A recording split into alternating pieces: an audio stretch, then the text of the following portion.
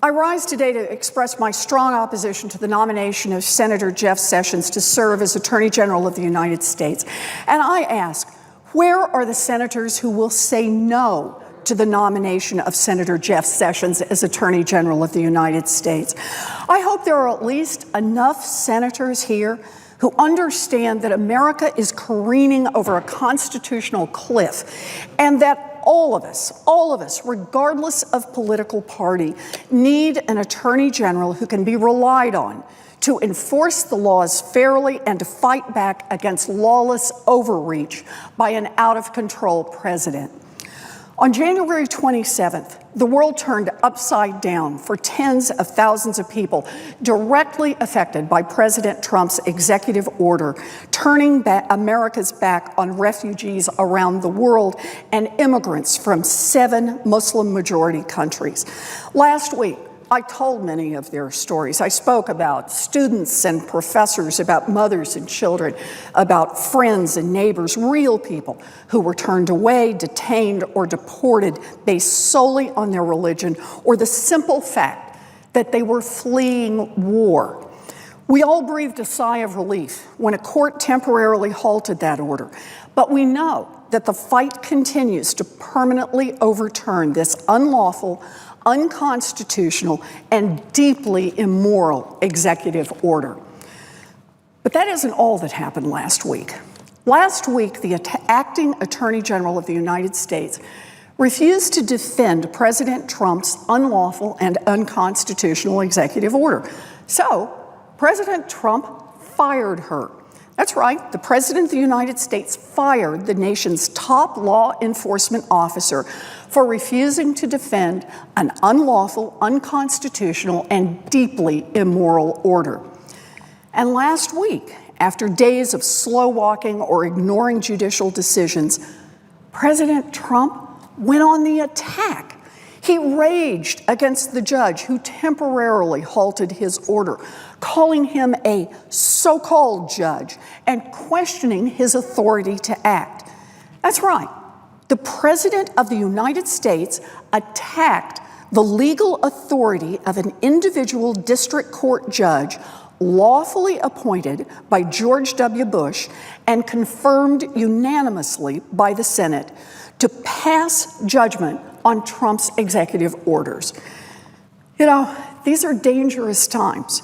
At times like this, it is more important than ever that the Attorney General of the United States has the guts and the independence and the good moral judgment to stand up to the president when he seeks to violate the Constitution and ignore the law. At his confirmation hearing last month, Senator Sessions claimed to be that person. I got to say, I wish it were true. I really do. I wish the president's campaign had been different. I wish his actions now were different. I wish that we could give his nominees the benefit of the doubt. But I will not ignore the real world, as unpleasant as it is, and neither can anyone in this Senate. In the real world, Senator Sessions obviously isn't going to stand up to the president's campaign of bigotry. How could he? In the real world, Senator Sessions is one of the principal architects of that campaign.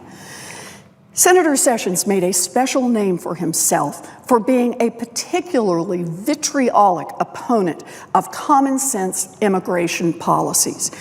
He railed against legal immigrants. He attacked cities and states that focus on keeping their communities safe instead of serving as a national deportation force. He's called Islam a toxic ideology and a threat to our nation. Despite the plain language of the Constitution, Senator Sessions doesn't think that children born in the United States should automatically become citizens. He wants to round up and deport dreamers who were brought to the United States as kids. Does all that sound familiar? Well, it should, because Senator Sessions was an early and energetic supporter of then-candidate Donald Trump, and the senator played a key role in shaping what has become the most extreme, most divisive and most dangerous immigration policies of any president in decades. Senator Sessions' radical views are not limited to immigration. On issue after issue after issue, Senator Sessions has displayed open hostility to the rights of all Americans. He has made derogatory and racist comments that should have no place in our justice system. As a federal prosecutor, he got involved in a voting rights case against those who were trying to help American citizens who were lawfully registered to vote. Yep, that's right. He brought a case against civil rights workers who helped African American voters submit absentee ballots. While serving as Alabama's Attorney General, he reportedly made numerous racist comments, including saying he thought the KKK was okay until he learned that they smoked weed.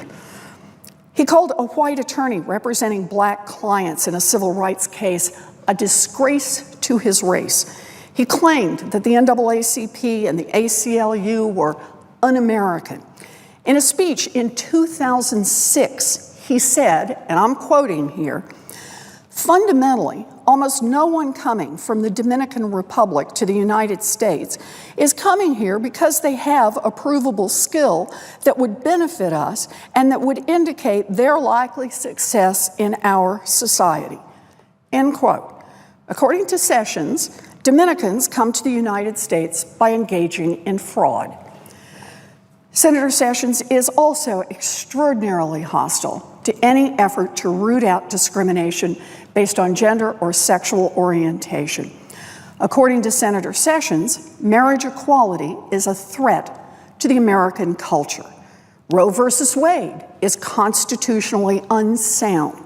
Employers should be able to fire you because they don't like who you love.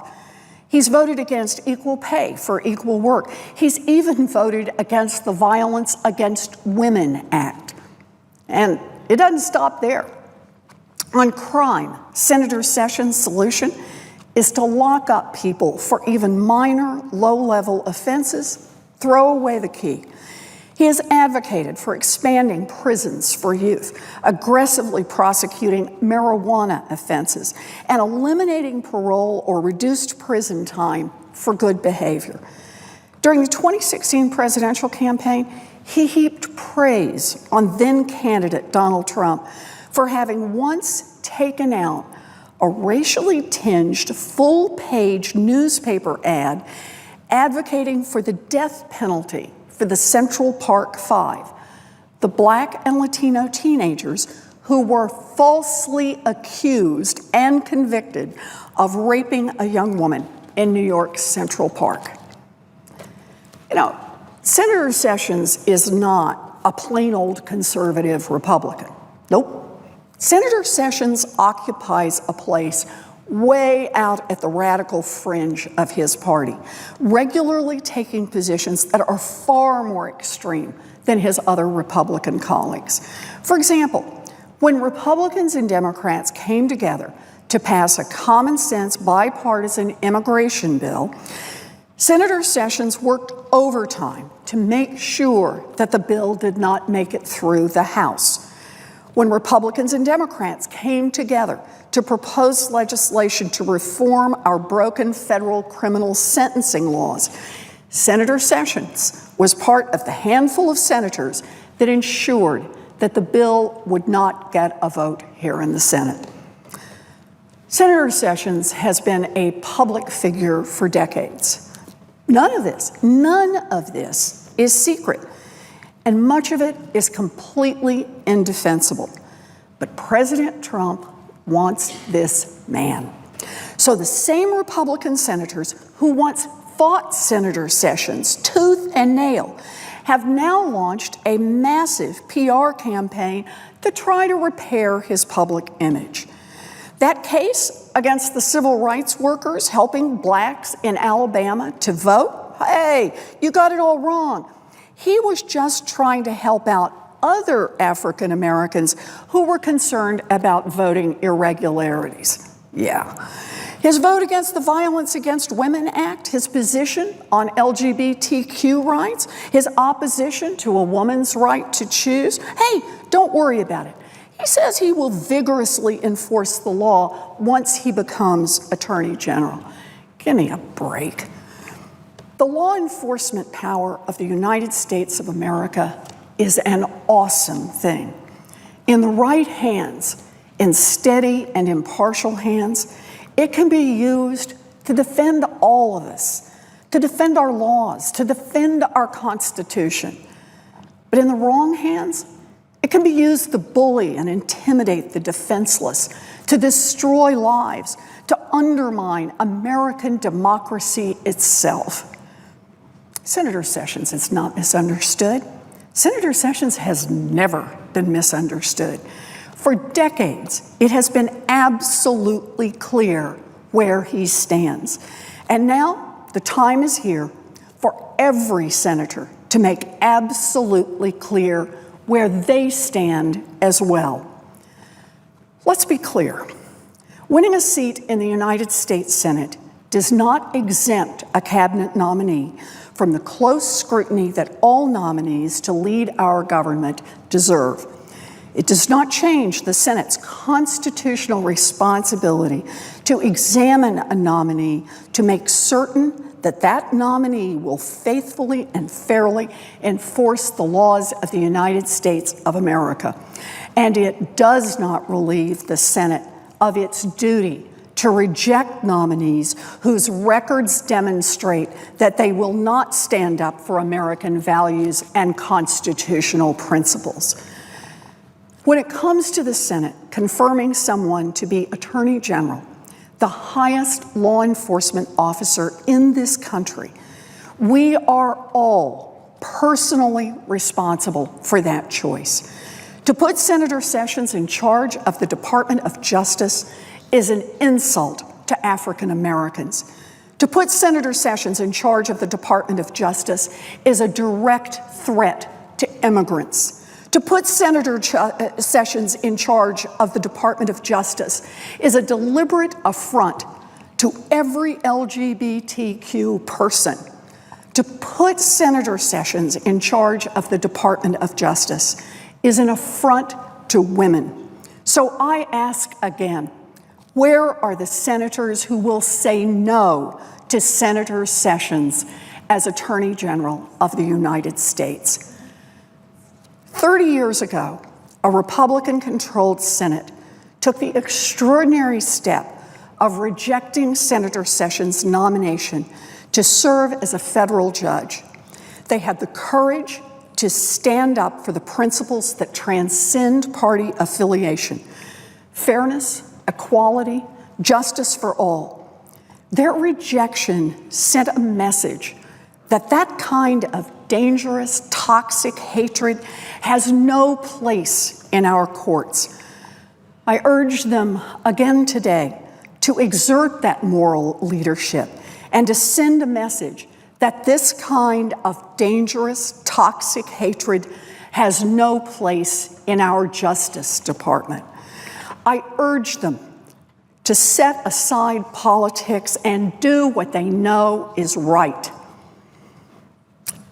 Now, I would like to read two statements that really stood out to me as I was reviewing Senator Sessions' record on civil rights. One is the powerful speech that the late senator from Massachusetts, Ted Kennedy, gave in 1986. And the other is a very moving letter from Coretta Scott King, a letter that she wrote to the Judiciary Committee that same year. So I want to start with what Senator Kennedy said. He said, "The confirmation of nominees for lifetime appointments to the federal judiciary is one of the most important responsibilities of the Senate, mandated by the U.S. Constitution. And the examination by the Senate of a nominee's fitness to serve as a federal judge is the last opportunity to determine whether the candidate possesses the education, experience, skills, integrity, and most importantly, the commitment to equal justice under law, which are essential attributes of a federal judge. Once confirmed, a federal judge literally has life and death authority over citizens that appear before him, with limited review of his decisions. Our federal judiciary is the guardian of the rights and liberties guaranteed to all of us by the U.S. Constitution. And the decisions of federal judges are constantly shaping and reshaping those rights and liberties. This committee has a duty to our citizens to carefully examine the qualifications of nominees for the federal bench and to give our approval only to those who have demonstrated a personal commitment to the principle of equality for all Americans and a sensitivity to the long history of inequality, which we are still struggling to overcome. Mr. Sessions, as the U.S. Attorney for the Southern District of Alabama, comes to this committee with a record which, regrettably, includes presiding over the now infamous so-called Perry County voting fraud prosecutions. In the Perry County case, the government indicted 3 well-known and highly respected Black civil rights activists on charges of voter fraud in assisting elderly Black voters to vote by absentee ballot. But for the efforts of the defendants 20 years ago, these Black citizens would not have been allowed to vote. All 3 of the defendants were acquitted on all charges in the indictments, and some of the elderly Blacks have responded to their experiences during the prosecution, vowing never to vote again. Mr. Sessions' role in that case alone should bar him from serving on the federal bench. But there is more, much more. We just received a sworn statement from a Justice Department attorney I know, which will be the subject of a good deal of questioning during the course of this hearing, who has worked on civil rights cases with Mr. Sessions over the period Sessions has been U.S. Attorney. Mr. Hebert has stated to the committee investigators that Mr. Sessions, on more than one occasion, has characterized the NAACP and the ACLU as un-American, communist-inspired organizations. Mr. Hebert reports that Mr. Sessions said these organizations did more harm than good when they were trying to force civil rights down the throats of people who were trying to put problems behind them. Mr. Hebert also stated that Mr. Sessions suggested that a prominent white civil rights lawyer who litigated voting rights cases was a disgrace to his race for doing it. Mr. Sessions is a throwback to a shameful era, which I know both Black and white Americans thought was in our past. It is inconceivable to me that a person of this attitude is qualified to be a U.S. attorney, let alone a U.S. federal judge. He is, I believe, a disgrace to the Justice Department, and he should withdraw his nomination and resign his position. Those were the words of Senator Ted Kennedy, and I will stand with Senator Kennedy, and like he did, I will cast my vote against the nomination of Senator Sessions. Coretta Scott King also wrote to the Judiciary Committee about the Sessions nomination in 1986. And this is what she wrote. Mr. Chairman and members of the committee, thank you for allowing me this opportunity to express my strong opposition to the nomination of Jefferson Sessions for federal district judgeship for the Southern District of Alabama. My long-standing commitment, which I shared with my husband, Martin, to protect and enhance the rights of Black Americans, rights which include equal access to the democratic process, compels me to testify today. Civil rights leaders, including my husband and Albert Turner, have fought long and hard to achieve free and unfettered access to the ballot box. Mr. Sessions has used the awesome power of his office to chill the free exercise of the vote by Black citizens in the district he now seeks to serve as a federal judge. This simply cannot be allowed to happen. Mr. Sessions' conduct as U.S. Attorney, from his politically motivated voting fraud prosecutions to his indifference toward criminal violations of civil rights laws, indicates that he lacks the temperament, fairness, and judgment to be a federal judge. The Voting Rights Act was, and still is, vitally important to the future of democracy in the United States. I was privileged to join Martin and many others during the Selma to Montgomery March for Voting Rights in 1965. Martin was particularly impressed by the determination to get the franchise of Blacks in Selma and neighboring Perry County. As he wrote, certainly no community in the history of the Negro struggle has responded with the enthusiasm of Selma and her neighboring town of Marion. Where Birmingham depended largely upon students and unemployed adults to participate in the nonviolent protest of the denial of the franchise, Selma has involved fully 10% of the Negro population in active demonstrations, and at least half the Negro population of Marion was arrested on one day. Mrs. King continues, Martin was referring, of course, to a group that included the defendants of recently prosecuted for assisting elderly and illiterate Blacks to exercise that franchise. In fact, Martin anticipated from the depth of their commitment 20 years ago that a united political organization would remain in Perry County long after the other marchers had left.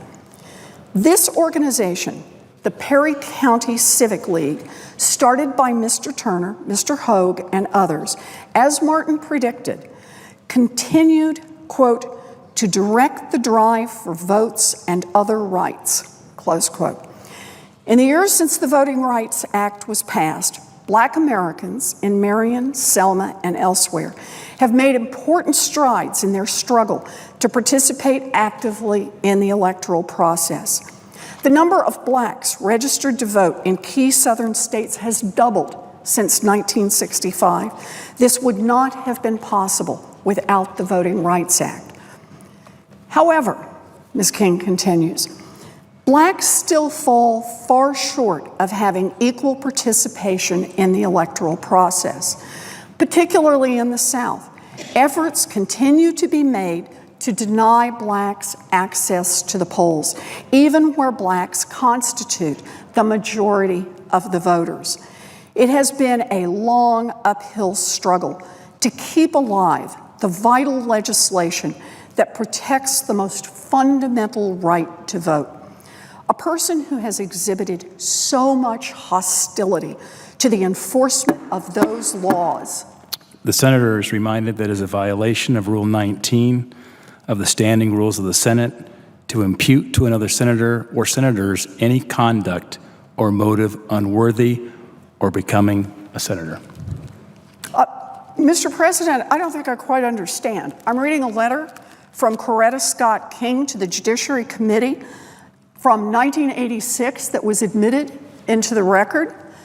I'm simply reading what she wrote about what the nomination of Jeff Sessions to be a federal court judge meant and what it would mean in history for her.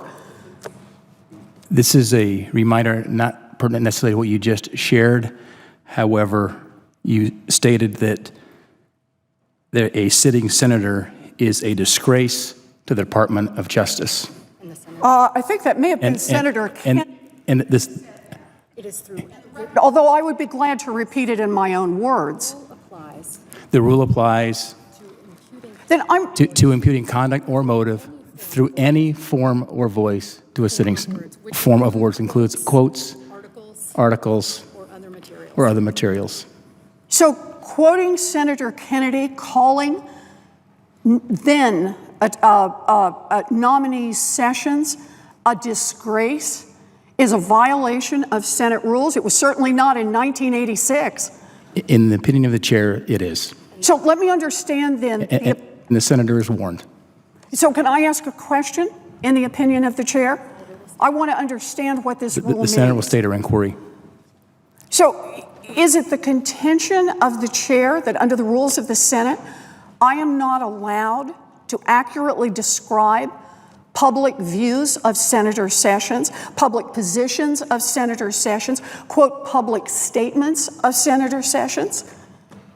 The chair has not made a ruling with respect to the senator's comments. The chair has not made a ruling as respect to the senator's comments. The senator is following process and tradition. The senator is following process and tradition By reminding the senator from Massachusetts. by reminding the senator of Massachusetts of the rule. Well, I'm asking for And the things what of this which it rule applies. means in this context. So can I continue with Coretta Scott King's letter? The senator may continue. Thank you. I'll pick up then with Mrs. King's letter to the Judiciary Committee when the Judiciary Committee was considering not then Senator Sessions, nominee Sessions for a position on the federal bench. She makes the point, blacks still fall far short of having equal participation in the electoral process, particularly in the South. Efforts continue to be made to deny blacks access to the polls, even where blacks constitute the majority of voters. It has been a long uphill struggle to keep alive the vital legislation that protects the most fundamental right to vote. A person who has exhibited so much hostility to the enforcement of those laws and thus to the exercise of those rights by black people should not be elevated to the federal bench. The irony of Mr. Sessions' nomination is that, if confirmed, he will be given life tenure for doing with a federal prosecution what the local sheriffs accomplished 20 years ago with clubs and cattle prods. 20 years ago, when we marched from Selma to Montgomery, the fear of voting was real, as the broken bones and bloody heads in Selma and Marion bore witness.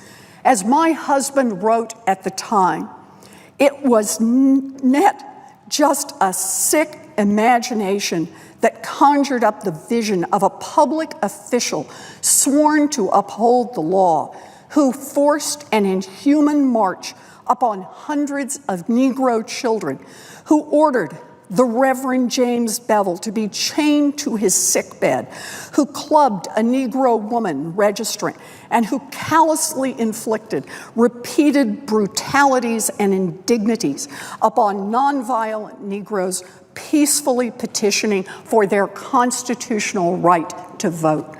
Free exercise of voting rights is so fundamental to the American democracy that we cannot tolerate any form of infringement of those rights. Of all the groups who have been disenfranchised in our nation's history, none has struggled longer or suffered more in the attempt to win the vote than the black citizen. No group has had access to the ballot box denied so persistently and intently. Over the past century, a broad array of schemes have been used in attempts to block the black vote.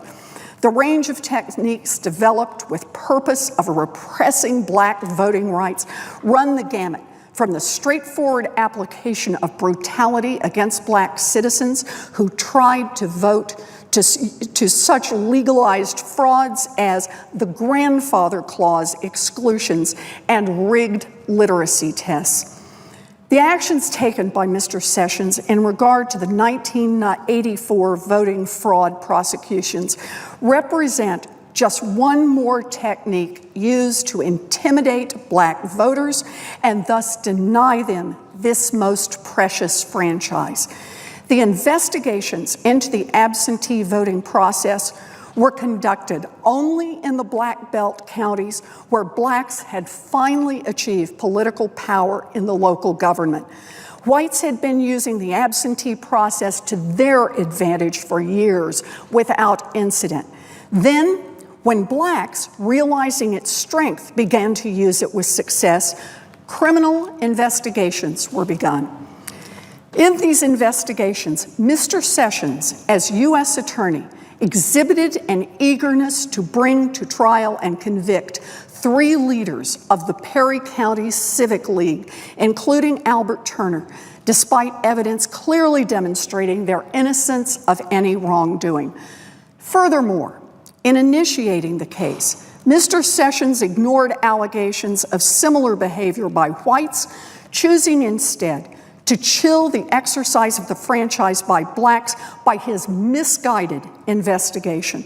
In fact, Mr. Sessions sought to punish older black civil rights activists, advisors, and colleagues of my husband, who had been key figures in the civil rights movement in the 1960s.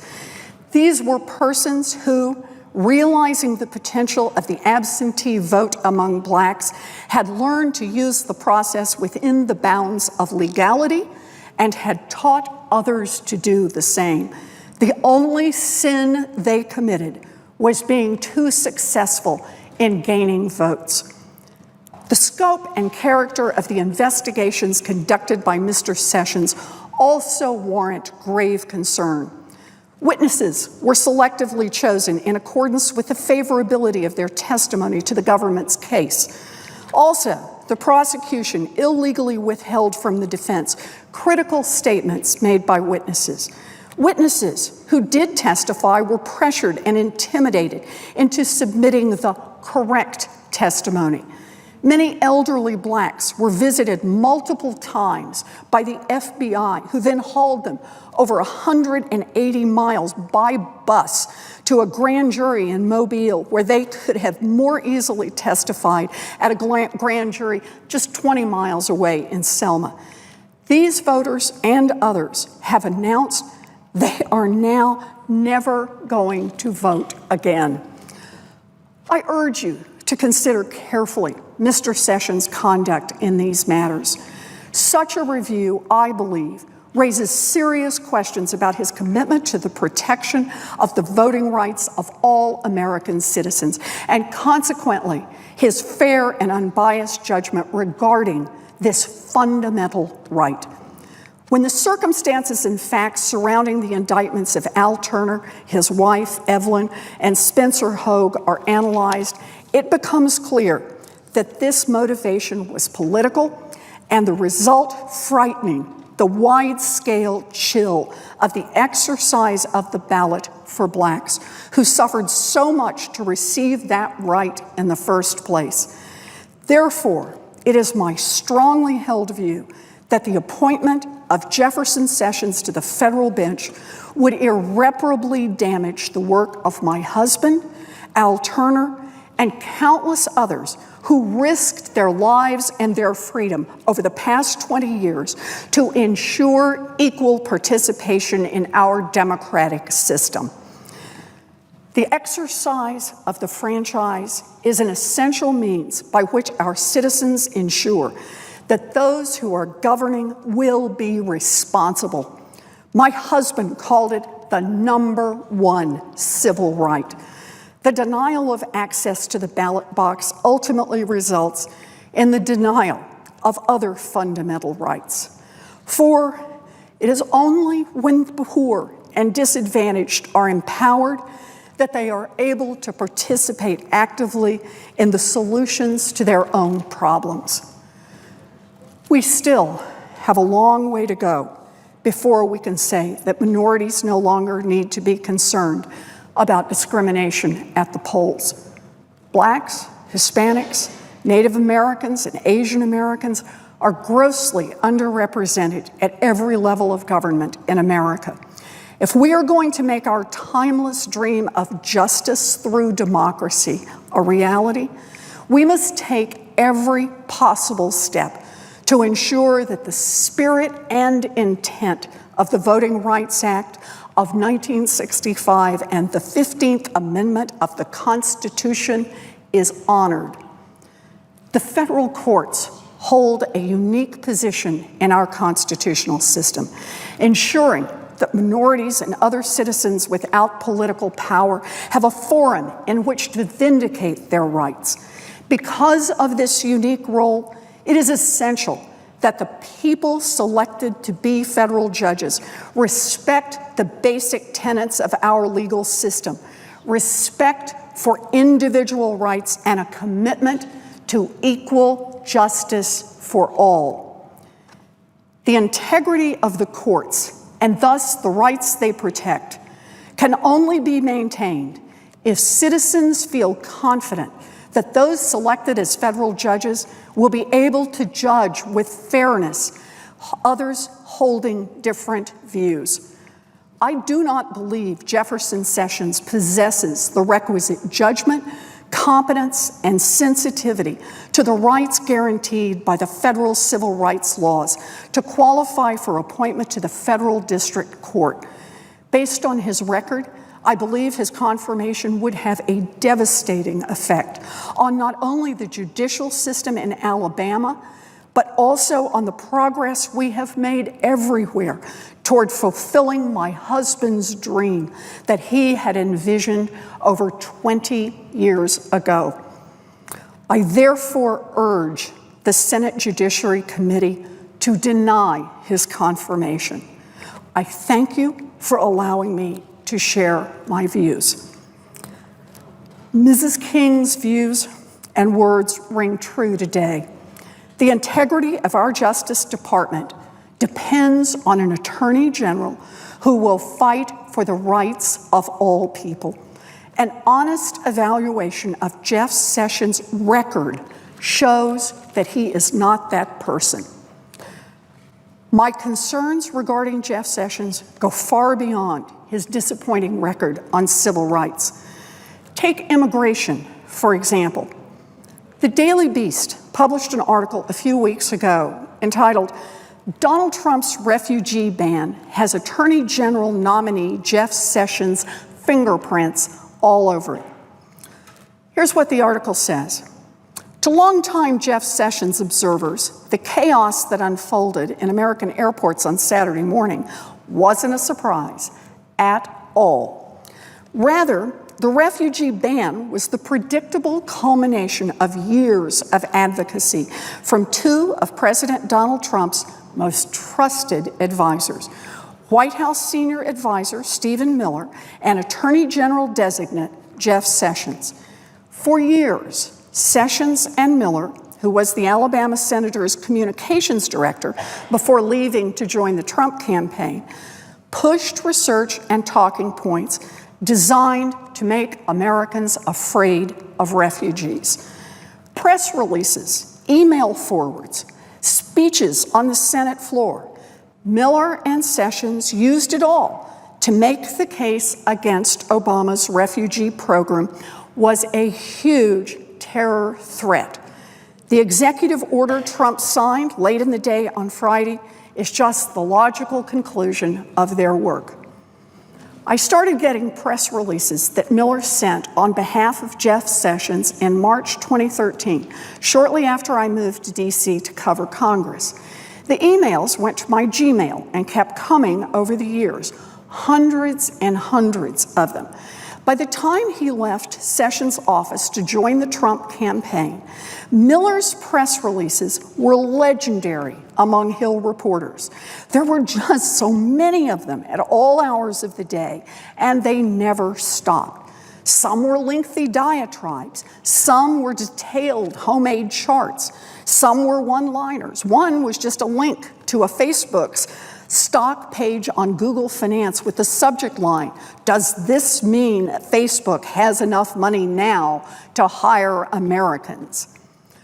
Quote, "I wanted to put together a little book of the best emails I ever sent," Miller told Politico last June. "I spent hours and hours of research on those." Now, some of that research had serious methodological problems, according to Alex Nowrasta, an immigration expert at the libertarian Cato Institute. Quote, Miller's work vastly overstates the threat of foreign terrorists to the homeland, Narasta said. He pointed to Miller's efforts to chronicle cases of refugees implicated in terrorist activity. It is true that some refugees in the U.S. have been indicted for terrorism-related crimes. Narasta said, but instances of refugees actively planning terror attacks on American soil, he added, were vanishingly rare. Again, quote, almost all the refugees that I was able to specifically identify in his set were trying to support a foreign terrorist organization, mostly Al-Shabaab in Somalia, by giving them money or something like that, Narasta said. I don't know about you, but I think there's a big difference between sending a militia in your home country funds and trying to blow up a mall in Cincinnati. The collective effect of Miller and Sessions' messaging was to enthusiastically push a narrative that now dominates the Trump administration, that refugees and other immigrants steal Americans' jobs, suck up too much welfare money, incubate terrorists in their communities, and overall are a big problem. The conclusion was always the same. The government should let in far fewer refugees, and it should think twice about welcoming Muslims. And now, that's exactly what Trump is doing. For instance, in one Dear Colleague letter that Sessions co-authored with conservative Republican David Bratt, a letter Miller blasted out to the press list, the would-be Attorney General ripped into the refugee program. Quote from this letter, there can be no higher duty as lawmakers than to keep our constituents and their families safe, Bratt and Sessions wrote. Yet our reckless refugee programs, lax green card and visa policies, utter failure to enforce rampant visa overstays, along with our wide-open southern border, put the U.S. at grave and needless risk. Grave and needless risk. It's a view that clearly informs Trump's decision to temporarily ban refugees. And a Miller press release blasted out on November 25th, 2015, included this ominous title, U.S. issued 680,000 green cards to migrants from Muslim nations over the last 5 years. Sessions then forwarded that email to his email list on January 12, 2016, the day of Obama's final State of the Union address, and he added this note, quote, some numerical context for any discussions of refugee policy that may arise tonight. As further context, the top sending country for migrants are Iraq and Pakistan, according to Pew, quote, nearly all Muslims in Afghanistan, 99%, and most in Iraq, 91%, and Pakistan, 84%, support Sharia law as official law. The implication was clear as a bell. Muslim immigrants are flooding into the U.S. and they're bringing Sharia with them. Someone who agreed with Miller's assessment would do just what Trump did. Just about any time a refugee living in the U.S. was charged, implicated, or otherwise connected to terrorism, Miller emailed his list about it.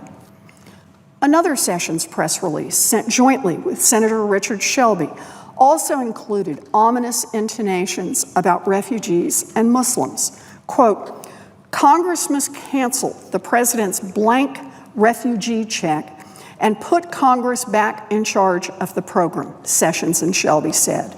Quote, we cannot allow the president to unilaterally decide how many refugees he wishes to admit, nor continue to force taxpayers to pick up the tab for tens of billions of unpaid for welfare and entitlement costs.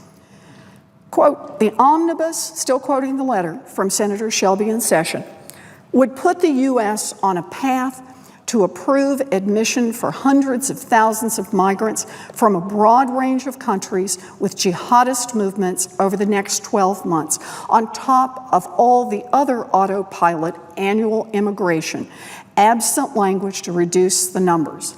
This release continued. That same statement also suggested that refugees were robbing elderly Americans of their benefits. Quote from the statement, refugees are entitled to access all major welfare programs, and they can also draw benefits directly from the Medicare and Social Security disability and retirement trust funds, taking those funds straight from the pockets of American retirees who paid into these troubled funds all their lives, Sessions and Shelby said. Now that Trump is president, those numbers are getting reduced, and fast. Another foreboding subject line from Miller showed up in reporters' inboxes on November 20th, 2015. ICYMI. Each 5 years, U.S. issuing more new green cards to migrants from Muslim nations, the population of Washington, D.C. Sessions also took to the Senate floor to argue that Muslim immigrants are uniquely dangerous. On November 19, 2015, the Alabamans said the following about Muslims, quote, "It is an unpleasant but unavoidable fact that bringing in a large, unassimilated flow of migrants from the Muslim world creates the conditions possible for radicalization and extremism to take hold." In the speech, Sessions argued that the U.S. should set up safe zones in Syria where refugees could settle instead of allowing any of them into the United States.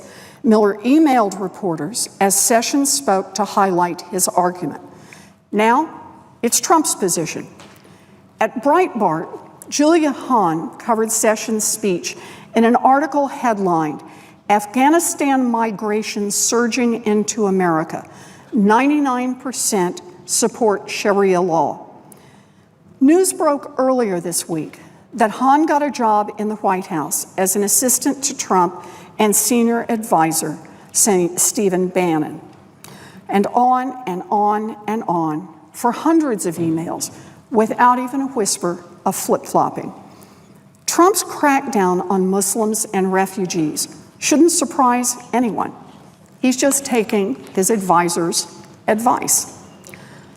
Trump's executive order sparked protests and resistance all across the nation.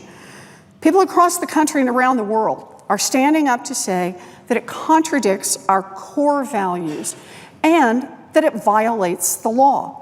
Massachusetts is on the front lines of challenging this illegal and downright offensive executive order. Last week, Massachusetts Attorney General Maura Healey joined a federal lawsuit to challenge that executive order. And this is what she said. I'm quoting Attorney General Healey. "Harm to our institutions, our citizens, and our businesses is harm to the Commonwealth of Massachusetts. The President's executive order is a threat to our Constitution. Rather than protecting our national security, it stigmatizes those who would lawfully emigrate to our state. With this policy, our global universities, hospitals, businesses, and startups, and far too many students and residents have been put at risk. On behalf of the Commonwealth, my office is challenging the immigration ban to hold this administration accountable for its un-American, discriminatory, and reckless decision-making." In 2013, Senator Sessions voted against reauthorizing the Violence Against Women Act, a bill that expanded the protections and services provided to victims of sexual assault and domestic violence. There's a piece from the Bedford Minuteman that really tells the story of how sexual violence impacts Massachusetts. And this is what it said. "They are mothers, daughters, sisters, fathers, sons, and brothers. Mr. President. They are, Mr. President. The majority leader. The senators impugn the motives and conduct of our colleague from Alabama as warned by the chair. Senator Warren, quote, said Senator Sessions has used the awesome power of his office to chill the free exercise of the vote by black citizens. I call the senator to order under the provisions of Rule 19. Mr. President. The senator from Massachusetts. Mr. President, I am surprised that the words of Coretta Scott King are not suitable for debate in the United States Senate. I ask leave of the Senate to continue my remarks. Is there objection? Object. I appeal the ruling. Objection is heard. The senator will take her seat. Mr. President. I appeal the ruling of the chair, and I suggest the absence of a quorum. The clerk will call the roll.